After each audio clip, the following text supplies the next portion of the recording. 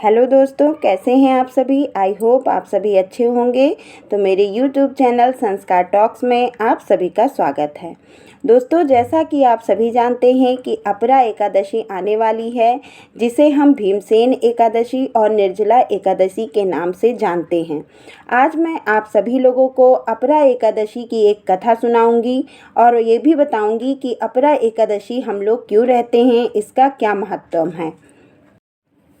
तो चलिए अपरा एकादशी की कथा को शुरू करते हैं। उससे पहले अगर आप ऐसे ही पौराणिक कथाओं, महापुरुषों की कथाओं को सुनना चाहते हैं तो मेरे चैनल संस्कार टॉक्स को सब्सक्राइब करना ना भूलें। तो आइए निर्जला एकादशी की कथा का रसपान करते हैं। एक बार भगवान कृष्ण और परम ज्ञानी और महात्मा युधिष्ठिर के बीच गूढ़ विषयों पर चर्चा हो रही थी। तभी परम ज्ञानी युधिष्ठिर जी ने भगवान से पूछा कि हे प्रभु, ज्येष्ठ मास के कृष्ण पक्ष में कौन सी एकादशी आती है और इसका क्या महत्व होता है, यह बताने का कष्ट करें। युधिष्ठिर की यह बात सुनकर भगवान मुस्कुराने लगे और फिर एक पौराणिक कथा के बारे में युधिष्ठिर जी को बताने लगे। कहा, हे राजन, बहुत साल पहले एक राज्य में एक राजा थे जिनका नाम महिध्वज था। उनके राज्य में सभी प्रजा बहुत प्रसन्न रहती थी, क्योंकि वहाँ सभी सुख सुविधाएं थी जो वहाँ की प्रजा चाहती थी। यह बात तो सभी को पता है कि राजा के कर्मों का फल प्रजा को भी जरूर मिलता है। तो राजा महिध्वज के पुण्य प्रताप से राज्य पूर्ण रूप से अलौकिक हो रहा था। लेकिन यह बात भी सत्य है कि जहाँ अच्छाई होती है वहाँ बुराई भी होती है। इसी प्रकार राजा महिध्वज के राज्य में उनका छोटा भाई वज्रध्वज भी रहता था।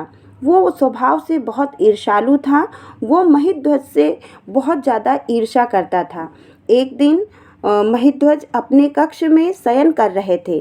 तभी वह वहां पहुंच गया और एक धारदार औजार से उनकी हत्या कर दी। हत्या करने के बाद में वह उनके मृत शरीर को जंगल में ले गया और वहीं पे दफना दिया, जहाँ एक पीपल का वृक्ष लगा हुआ था। उसी के बाद वो एक प्रेत आत्मा में परिवर्तित हो गए और उसके बाद वो वहीं वास करने लगे।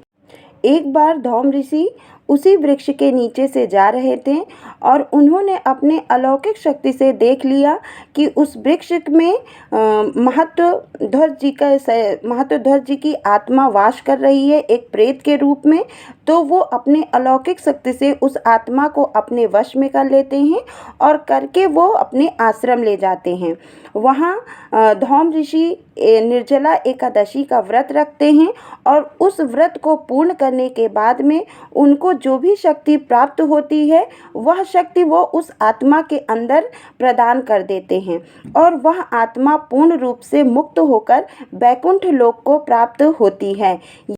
इस प्रकार भगवान श्री कृष्ण युधिष्ठिर जी को यह कहानी सुनाते हैं और कहते हैं कि जो भी व्यक्ति भक्ति भाव से इस एकादशी व्रत का पालन करता है वह समस्त दुखों से मुक्त हो जाता है और उसे मृत्यु के बाद वैकुंठ लोक प्राप्त होता है। इसी प्रकार वायु पुराण में कहा गया है कि जो व्यक्ति एकादशी व्रतम यस्तु भक्तिमान कुरुवते नरः सर्व पाप विनिमुक्तः सः वैष्णोयार्थ मंदिरम। यानी जो भी व्यक्ति इस व्रत को भक्ति भाव से रहता है, पालन करता है, वह समस्त दुखों से मुक्त हो जाता है। इस प्रकार भगवान कृष्ण युधिष्ठिर जी को इस श्लोक के द्वारा समझाते हैं कि अपरा एकादशी का क्या महत्व होता है। तो आज के वीडियो में बस इतना ही। अगले वीडियो में फिर एक नई कथा, नई कहानी के साथ फिर मिलेंगे। तब तक के लिए नमस्कार।